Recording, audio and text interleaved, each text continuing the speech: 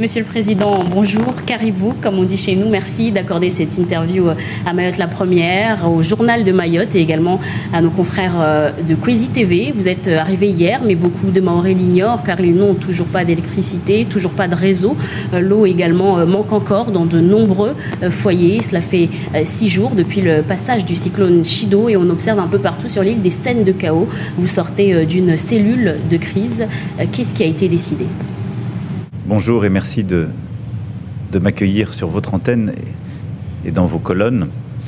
Et merci à l'ensemble de la population de m'avoir accueilli depuis hier. J'étais parmi vous pour vous dire d'abord le soutien à l'affection de la nation française tout entière. Et vous l'avez rappelé, Mayotte a subi un cyclone sans précédent qui a conduit à une véritable catastrophe humaine dont le bilan aujourd'hui n'est pas encore définitif. On a identifié, reconnu 35 défunts, mais il y a encore tout un travail, on le sait, pour identifier, aller auprès des populations. Bilan humain aussi, parce qu'on a des gens en grande détresse, des gens blessés, et on continue de faire ce travail. Et je remercie nos soignantes qui font un travail absolument exceptionnel, comme d'ailleurs tous les services de l'État, les élus, les bénévoles qui sont mobilisés. C'est également une catastrophe matérielle terrible. Les grands réseaux sont aujourd'hui tombés. L'eau, l'électricité, les réseaux justement de téléphonie. Et puis, l'électricité, les réseaux de leur toit, avec des dégâts absolument considérables et des gens qui vivent aujourd'hui dans la très grande précarité. Et puis c'est aussi une catastrophe naturelle, écologique, avec, on le voit, des paysages dévastés, une biodiversité qui est menacée. Tout ça suppose évidemment une réaction forte et immédiate, et je l'ai dit tout au long de ce déplacement hier aux élus, il y a l'urgence qu'on est en train de faire, il va y avoir la stabilisation parce que pendant des mois, Mayotte ne vivra pas en situation normale, et il y a rebâtir Mayotte, et ça c'est le travail que je veux qu'on conduise ensemble, pour justement répondre à tous les défis qu'on connaît et qu'on traîne depuis tant d'années. L'immigration clandestine, des habitats indignes, des réseaux qui ne sont pas sécurisés, etc. Alors sur l'urgence, puisque c'est cela sur quoi vous m'interrogez. D'abord, on est en train aujourd'hui de distribuer au niveau de chaque commune l'eau, les bouteilles d'eau et les aliments. Et donc un travail considérable a été fait de manière logistique ces derniers jours en particulier pour justement que l'eau arrive et les aliments ici et qu'elle soit distribuée dans chaque commune. C'est le cas en ce moment. On l'a fait à la fois par voie routière, on l'a fait aussi par héliportage. On a mobilisé notre armée pour le faire. Et donc en lien avec chaque maire, on va distribuer cette eau qui est attendue par tant de familles qui ont soif et l'alimentation de base. Et en même temps, on rouvre progressivement les commerces. Donc ça, c'est, si je puis dire, pour moi, la priorité des priorités, c'est le combat pour l'eau potable, l'eau de consommation. Et donc ça, les choses sont en train de s'améliorer. Et vous allez voir que dans les 2 à 3 jours qui viennent, elles vont profondément changer parce qu'on a, au moment où je vous parle, un énorme avion militaire, un Antonov, est à La Réunion et va rejoindre Mayotte dans la journée et il va permettre justement d'apporter toutes ces capacités et on va ensuite distribuer. Après l'eau et les aliments, il y a le rétablissement de l'eau au robinet, l'eau courante. Et j'ai vu des situations de détresse immenses. Eh bien, sur ce sujet, je veux vous dire qu'on a multiplié le travail, hier encore ensemble avec justement les opérateurs. À partir de demain, tous les foyers seront à nouveau raccordés. Et donc, il va y avoir une communication qui sera faite, parce qu'on ne pourra pas reprendre l'eau à 100%. Mais on va réorganiser à partir de demain des tours d'eau, que vous connaissez. Mais donc, on pourra, pendant quelques heures, avec une rotation qui sera effectuée, donc il y a une information qui va être faite, ce sera coordonné par la préfecture en lien avec la Société des eaux, et bien une information qui sera donnée à tout le monde pour que vous puissiez savoir quand est-ce que l'eau va couler quand on ouvre le robinet et comment. Il y a un très gros travail qui a été fait, donc là, la vie va commencer à changer, puis ça va progressivement monter également en charge. Et je veux que dans cette phase d'urgence puis de stabilisation, on mette aussi de nouvelles capacités pour sortir de ces tours d'eau qui polluent la vie des gens depuis tant de temps. Il y a ensuite l'électricité. C'est, si je puis dire, le plus compliqué. Et donc là, on se bat d'arrache-pied, on fait venir de nouvelles équipes, mais ça va prendre plusieurs semaines pour tout rétablir. Pourquoi ? Parce que dans certains endroits de l'île, tout a été absolument abattu et dévasté. Et puis, évidemment, dans les priorités, nous avons la sécurité. Là-dessus, je vais vous dire l'effort de la nation inédit. Nous avons, au moment où je vous parle, dans les prochaines heures, ce dispositif sera finalisé, mais on aura 800 policiers, 1200 gendarmes et près de 900 militaires. Ça n'est jamais arrivé, évidemment, dans l'histoire de Mayotte, ce qui veut dire qu'on a des militaires qui viennent, qui vont sécuriser les emprises, qui vont faire leur travail, qui apportent aussi des soutiens logistiques et qui sont là pour stabiliser, avec des moyens militaires qui sont mis en œuvre pour là aussi acheminer l'eau, le fret, le matériel, comme je l'ai évoqué. On a des gendarmes qui sont là en soutien pour, dans toutes les zones rurales, venir tenir l'ordre public, venir soutenir aussi nos élus. Et puis dans les zones police, on a augmenté le nombre de policiers pour tenir l'ordre public, et donc en particulier la nuit pendant le couvre-feu. Puis le tout dernier point de l'urgence absolue, c'est évidemment de pouvoir réparer les maisons, les habitats. Et donc là, ce qu'on met en place, c'est l'arrivée de bâches et de tôles. C'est très précaire, c'est pas ça, rebâtir, je vous rassure. Mais aujourd'hui, on ne peut pas laisser des gens avec la pluie qui tombe dans la maison, avec tout qui est ouvert. Et donc, à la fois l'Antonov, que j'évoquais, le gros avion, mais également, on va avoir des arrivées de conteneurs dans les prochains jours. À partir de demain, après-demain, on aura plusieurs tonnes de bâches et de tôles qui seront déployées sur Mayotte pour aider à reconstruire, en même temps qu'on enlèvera progressivement les déchets. Je sais l'impatience de la population. Ce que je veux vous faire passer comme message, c'est que j'ai entendu cette impatience et que grâce à la mobilisation extraordinaire des services de l'État, tous les ministères, eh bien, on y répond point à point. Et donc la vie va changer dans les prochains jours au rythme que je viens d'indiquer sur chacun de ces sujets. Nous étions à Tsingoni ce matin. La population vous a interpellé sur le fait qu'elle était comme coupée du monde, oui, sans réseau, sans électricité, sans eau. Cela veut-il dire que dans les prochains jours, vous l'évoquiez, il va y avoir des distributions alimentaires et de bouteilles d'eau dans plusieurs communes qui pour l'instant ont été comme oubliées? Vous avez d'abord, elle devait être désenclavée. Et donc la priorité a été mise, à juste titre par monsieur le préfet, que je remercie, et tous ses services, sur désenclaver et déblayer les routes. Et donc ça a été le gros travail qui a été conduit. Maintenant, à Tsingoni, l'eau est arrivée. Elle a été d'ailleurs héliportée hier au niveau du stade. Et puis ce matin, plusieurs palettes au niveau du collège. Et donc dans chacune de ces communes, c'est ce qu'on va faire. Donc là, les choses changent et ça va s'accélérer par voie routière et, si, à chaque fois que c'est nécessaire, par hélicoptère. On va emmener justement ces palettes d'eau potable et cette nourriture. Elle va être distribuée par chaque maire. Et ça, ce sera la responsabilité des maires avec leurs services communaux d'action sociale, d'informer leur population, d'aller la chercher et de pouvoir distribuer. Mais les quantités vont beaucoup augmenter à partir de cet après-midi, demain et encore plus après-demain. En parallèle, le port, l'aéroport se rouvre et donc là aussi, le réapprovisionnement se fait, en particulier depuis la Réunion, dans les commerces. Et on voit beaucoup de commerces qui sont en train de rouvrir. Ça, c'est la première chose qui va changer dans les prochaines heures et prochains jours à Tsingoni et ailleurs. La deuxième chose, je le disais, c'est l'eau du robinet. C'est insupportable. J'ai vu beaucoup de mamans jeunes, vous étiez là, beaucoup de personnes âgées. Et donc là, il y a eu un formidable travail qui a été fait ces derniers jours, en particulier ces dernières heures. Le raccordement est fait partout. Simplement, on a, par le manque d'électricité, pas assez encore d'eau. On est à peu près à la moitié du potentiel. Mais on va permettre à tout le monde de pouvoir rouvrir. Simplement, on va le faire en bon ordre. Donc attendez qu'on diffuse l'information. On le fera entre ce soir et demain matin. Ce sera coordonné par notre préfet, mais que chacun puisse savoir entre quelle heure et quelle heure, dans quelle commune, il a accès à de l'eau, pour pouvoir justement, et là de l'eau du robinet. Et puis ce qui va changer aussi dans les prochains jours, c'est les réseaux. Et donc on va essayer de déployer à partir de la semaine prochaine des connexions satellitaires, déjà pour chaque maire et autour des mairies, et puis progressivement des zones relais pour que les gens, au moins plusieurs fois pendant la journée, puissent aller reprendre du réseau, rassurer leur famille, pouvoir échanger.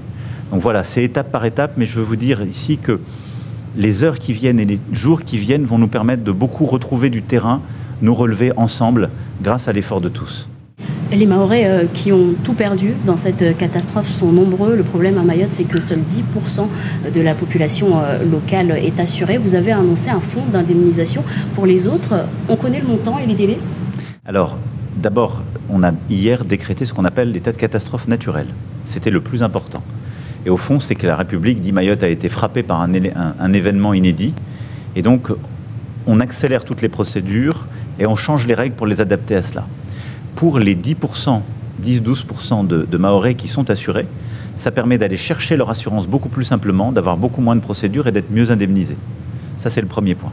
Ensuite, vous l'avez dit, il y a beaucoup de gens qui ne sont pas assurés. Tout ça doit d'ailleurs nous conduire, quand je dis rebâtir Mayotte, à rebâtir aussi avec un système qui tient, parce qu'il n'y a aucun système qui tient quand, en quelque sorte, personne joue totalement le jeu et ne veut pas s'assurer. Donc, pour la grande majorité de la population, qui aujourd'hui n'est pas assurée, on a mis en place ce fonds d'indemnisation. C'est le ministre des Outre-mer qui l'a ouvert, et donc il va être ouvert pour pouvoir accompagner justement les familles pour faire face aux premiers frais et pour pouvoir rebâtir. Donc les règles en seront données dans les tout prochains jours et elles seront communiquées au niveau justement de la préfecture. Le but, c'est que ce soit simple, qu'on donne tout de suite les règles, qu'il n'y ait pas de paperasse et que dans un montant qui sera donné, on aide des gens à pouvoir réacquérir ce qu'il faut pour pouvoir retrouver de la stabilité. Voilà. Donc ça, c'est dans les prochains jours que je vous donne rendez-vous. Mais l'état de catastrophe naturelle, il est déjà décrété et le fonds, il est déjà ouvert. Et la taille du fonds, elle dépendra de ce qu'on recensera sur le terrain. Mais ce que je veux vous dire ici, c'est que le but, c'est que ce soit simple et clair pour tous. Monsieur le Président, vous avez annoncé hier la rédaction d'une loi spéciale pour Mayotte. Quelle différence avec la loi Mayotte et à quels critères devra-t-elle répondre ? Il y a des choses qu'il y avait dans la loi Mayotte qu'elle reprendra. Par exemple, pour lutter contre l'immigration clandestine. Et c'est une nécessité. Parce qu'on sait que Mayotte est un territoire qui vit une situation inédite, qui suppose d'être beaucoup plus efficace pour prévenir les mouvements et pour reconduire les personnes irrégulières qui sont là. Sinon, je le dis en toute sincérité, on ne pourra jamais vraiment rebâtir Mayotte. Parce que qu'est-ce qui fait que Mayotte souffre depuis tant d'années ? C'est malgré les investissements, malgré l'engagement de l'État, les services publics ont été calibrés pour une population. Et cette population, elle a augmenté beaucoup plus vite et elle est aussi sous une pression migratoire qui fait exploser tous les services. Donc il faut qu'on se dise la vérité et j'aurais besoin de tous aussi pour qu'il y ait un discours de vérité à tous les niveaux et que tout le monde dise la même chose à tout le monde. Ce qui n'est pas toujours le cas sur ce sujet. Donc elle aura des éléments, lutter contre l'immigration clandestine, être beaucoup plus efficace et ça c'était prévu dans la loi Mayotte. Ce qu'on veut faire, c'est, je vais vous donner une comparaison pour vous montrer qu'on sait le faire. On a su construire le plus grand projet immobilier d'Europe pour nos Jeux Olympiques et Paralympiques. C'était au nord de Paris. On a fait une loi JO. On a créé un qui a concentré toutes les responsabilités pour aller très vite et très fort. On a su le faire pour reconstruire Notre-Dame de Paris. On a pris une loi avec des pouvoirs spéciaux pour un opérateur, un établissement public, et on a su le faire. Eh bien, on va prendre dans cette loi pour rebâtir des dispositions pour créer un établissement public Mayotte et on y associera tous les élus. Il y aura dedans un exécutif avec simplification des choses, les procédures seront accélérées, les critères seront très simples et l'objectif c'est quoi ? C'est de bâtir une île qui réponde à ces défis. C'est-à-dire que, on lutte efficacement contre l'immigration clandestine, 2, qu'on parte d'une juste évaluation de la population, ce qui n'est pas le cas aujourd'hui, et donc on rebâtisse des services publics à la bonne hauteur, et ensuite sur chacun des services publics, des bâtiments, mais aussi d'un plan d'urbanisme et d'habitat, on déploie et on industrialise des logements et des bâtiments qui soient résistants à des épisodes sismiques ou cycloniques, et donc qui, au prochain cyclone, au prochain coup de la nature, ne s'effondrent pas, et avec un plan harmonieux, et donc en luttant aussi contre les bidonvilles, en détruisant l'habitat insalubre et clandestin. Et l'idée, c'est qu'on ait une équipe qui ait justement ses responsabilités dans la main, des procédures simplifiées, qu'on aille beaucoup plus vite et beaucoup plus fort, et en y mettant du financement derrière. Monsieur le Président, vous dites vouloir lutter contre les bidonvilles, mais à peine rasés. Il suffit de lever les yeux au ciel quand on se retrouve à Mamoudzou, par exemple, sur la route. Certains sont déjà reconstruits. Les bidonvilles sont en train d'être reconstruits. Qu'est-ce que l'État compte faire pour freiner ce phénomène ? Vous avez raison. Alors après, moi, j'essaie de faire les choses dans le bon ordre. Aujourd'hui, je veux que les gens aient des bouteilles d'eau, je veux qu'ils aient de l'eau au robinet, je veux qu'ils puissent avoir de l'électricité, je veux qu'il y ait de la sécurité. Est-ce qu'aujourd'hui on peut régler la question des bidonvilles ? La réponse est non. On va le faire dans la phase stabilisation et rebâtir. Donc vous avez raison, ce qui se passe aujourd'hui, je l'ai vu moi-même, les bangas se reconstruisent et on a des gens qui vont piquer le matériel pour le faire, si je le dis en des termes un peu simples. Donc pour moi, la priorité sur ce sujet, c'est déjà le couvre-feu et la sécurité. C'est pour ça qu'on a renforcé les moyens et que s'il en faut plus, on en mettra davantage, c'est que les gens qui aujourd'hui sont dans des maisons qui ont déjà été éventrées par le cyclone ne se retrouvent pas avec des gens qui, venant des bidonvilles, qui viennent les piller pour rebâtir leur bidonville. Ça, priorité numéro 1 pour moi. Ensuite, il est clair que c'est en train de se faire, vous avez raison. La priorité numéro 2, mais ça viendra un peu après, c'est qu'on puisse reconduire de manière plus efficace les gens vers leur pays d'origine, et c'est surtout qu'on puisse reprendre le programme de destruction de ces bidonvilles. Et vous le savez, ces dernières années, on a intensifié ce travail. Donc je ne suis pas laxiste sur le sujet, moi je veux le faire. Et je veux d'ailleurs que tout le monde prenne un peu conscience de ça. J'ai noté dans plusieurs communes, des associations parfois, des gens, y compris avec des responsabilités, se sont opposés au préfet, au service de l'État, quand on voulait faire ce travail de casage ou de destruction. Le cyclone nous a rappelé qu'on fait courir un risque aux gens qu'on laisse dans ces situations. Et donc, c'est pas vrai que c'est humain de laisser les gens dans des bidonvilles. Simplement, ce qui est humain et juste, c'est d'accueillir les gens qui sont en situation d'asile, qu'on doit protéger, mais c'est de reconduire les gens qui n'ont pas le droit d'être ici. Parce que sinon, on ne pourra jamais rebâtir Mayotte.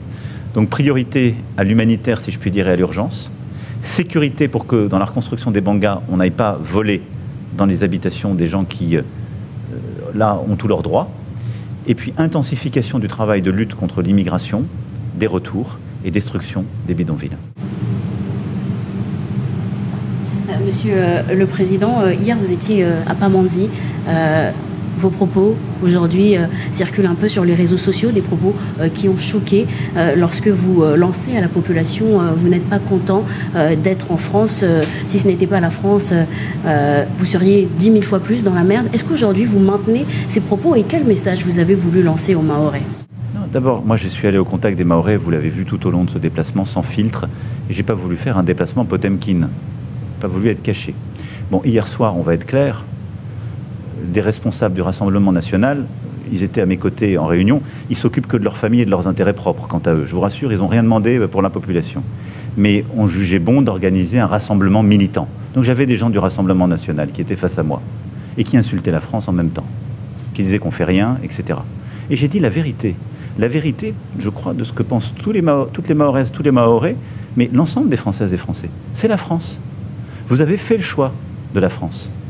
C'est la France. Donc il ne faut pas se diviser, il ne faut pas insulter la France. Mais je dis, parce que c'est la France, c'est différent de partout dans la région. Et c'est une réalité. J'ai dit la même chose quand j'étais au moment de Irma à Saint-Martin. Et c'est à chaque fois vérifié. Quand vous avez un événement comme celui-ci qui arrive dans un pays de la région, vous n'avez pas les moyens militaires, des moyens d'urgence que nous sommes en train de déployer pour sécuriser, pour rebâtir, pour alimenter. C'est une réalité. Ça ne va pas assez vite. Les gens qui sont dans la détresse sont d'abord dans la colère et le désarroi. C'est vrai. Mais je ne peux pas laisser des gens insulter notre pays comme ça. Et donc je leur dis juste la vérité. Moi, parce que c'est la France, je suis parmi vous. Je suis parmi vous comme si c'était la Lozère ou la Corrèze. C'est-à-dire quelques jours après un drame, le président est là.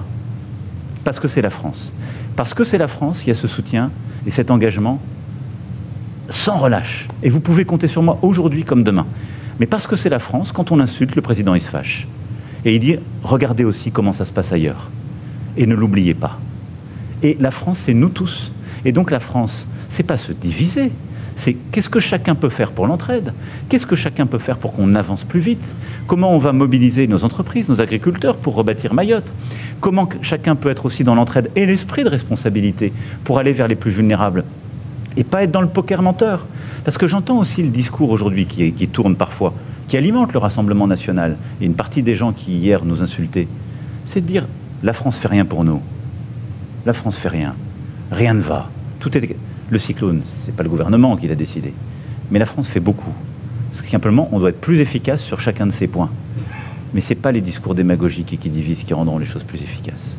Et surtout, demandez-vous toujours, quand vous avez en face de vous quelqu'un qui insulte la France, qui vous dit « yaka faucon », qui vous explique qu'il faudrait être beaucoup plus dur avec les Comores ou autres, demandez-vous comment il vit, ce qu'il fait dans son quotidien, et exactement ce qu'il y a. Parce que moi, j'ai vu beaucoup de choses ces dernières années, et j'ai vu beaucoup de gens qui avaient un double discours, ici, et on le sait tous très bien. Donc, voilà, la France est là, je suis là, je reviens dans quelques mois, et je rendrai des comptes, et je continuerai à la suite, mais jamais je laisserai insulter notre pays. Et je pense que ça ne doit pas choquer qui que ce soit, parce que c'est notre pays. Monsieur le Président, dernière question sur l'éducation, parce que c'est très important. Alors, la ministre démissionnaire de l'Éducation nationale a déclaré sur X que tous les moyens sont mobilisés pour préparer la rentrée à partir du 13 janvier. Est-ce qu'au vu de l'état de nos établissements scolaires qui étaient déjà mal entretenus, on le sait, ici, est-ce que ce n'est pas précipité de vouloir envoyer les enfants à l'école au 13 janvier? D'abord, nos enfants, en particulier les plus petits, mais ceux qui sont dans des classes d'examen, on ne peut pas les laisser dans l'incertitude, et leurs familles avec. Donc là, qu'est-ce qu'on est en train de faire? On recense la situation du bâti. Il y a des communes, je disais tout à l'heure, qui ont perdu les 3/4 de leurs écoles. Donc ça, on va voir comment on sait les rebâtir en urgence, on va planifier. D'autres, les écoles sont occupées par des gens qui n'ont plus de toit.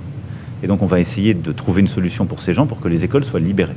Donc ça, dans les prochains jours, on va cartographier les choses pour se dire comment ça se passe. Est-ce que les enseignants sont en situation de reprendre les cours? Est-ce que les écoles sont en situation de raccueillir les élèves? Mais c'est important, à la fois pour les élèves, pour avoir leur enseignement, leur apprentissage, mais c'est aussi important pour les familles. Parce que vous avez des familles qui sont soignants, qui sont policiers, qui sont sapeurs-pompiers. On ne peut pas leur dire, vous allez travailler pour aider les autres, et puis vos enfants, vous allez les garder en même temps. Ça ne marchera pas. Donc, l'école doit aussi reprendre. Il y a des endroits où on sait qu'on n'y arrivera pas tout de suite. Et donc, il y aura la solidarité nationale. On va proposer des solutions à La Réunion ou ailleurs. Et donc, ça, c'est quelque chose qui va se planifier. Je ne veux pas ici vous dire de réponse précise parce que je ne l'ai pas. Je peux vous la donner sur les bouteilles d'eau, je peux vous la donner sur l'eau et les tours d'eau. Celle-ci, on va la travailler dans les prochains jours. Mais ce qui est important, on va faire le bilan. On ne pourra pas rouvrir toutes les écoles le 13 janvier, c'est impossible. Mais on veut pouvoir apporter une solution à toutes les familles pour le 13 janvier. Soit en leur donnant une information pour les jours qui suivent ou les semaines qui suivent, soit en leur proposant des solutions pendant quelques semaines sur un autre territoire. Donc voilà comment on va organiser les choses. Donc aujourd'hui, je ne peux pas vous donner quelque chose de plus précis, mais on y travaille d'arrache-pied avec les services de l'État et on le fera dans les tout prochains jours. Merci, Monsieur le Président. Merci à vous. J'ai conscience en répondant à vos questions. J'espère qu'on a clarifié les choses pour beaucoup de nos compatriotes.